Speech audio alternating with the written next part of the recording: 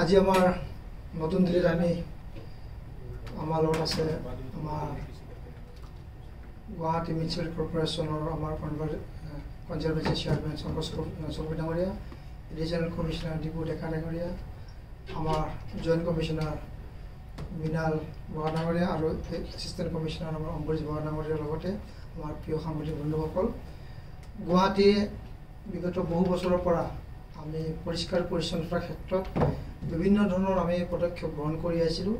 তথাপি আমি সফলতাৰ পৰা আমি বহু দূৰত আছিলোঁ। যোৱাটো বছৰত আমি স্বচ্ছ সৰ্বেক্ষণত আমি প্ৰায় 402 ৰেংক আমি পাবলৈ সৰ্বভাৰতৰ ভিতৰত পাবলৈ আমি সক্ষম হৈছিলোঁ। তথাপি মাননীয় মুখ্যমন্ত্ৰী ডক্টৰ হিমন্ত বিশ্ব শৰ্মা ডাঙৰীয়াৰ পৰামৰ্শ মতে তেখেতে আমাক এটা প্ৰতিশ্ৰুতি তথা আমাক সংকল্প ল'ব দিছিলে যে 2024-25 বৰ্ষত আমি যেন 100টা ৰেংকৰ ভিতৰত থাকিব পাৰোঁ।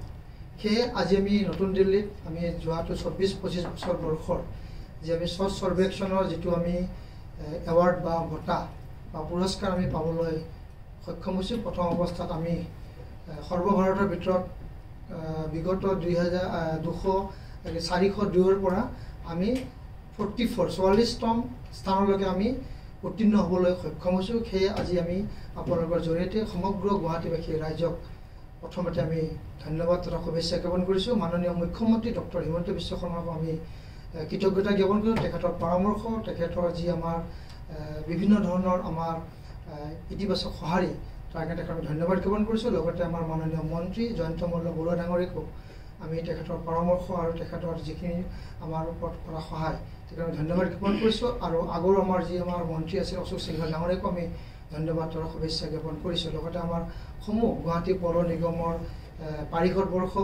বৰ্গ, আমাৰ বিষয়াখিনি, আমাৰ কৰ্মচাৰীখিনি যেনে প্ৰতিদিনে প্ৰতিটো মুহূৰ্তত স্বচ্ছতা কৰাৰ ক্ষেত্ৰত আমাৰ যি কৰ্মচাৰী চাফাই কৰ্মচাৰীসকল বা আমাৰ চাফাই মিত্ৰসকলে যিখিনি কাম কৰিছে তেওঁলোকক আমি ধন্যবাদ তথা কৃতজ্ঞতা জ্ঞাপন কৰিছোঁ।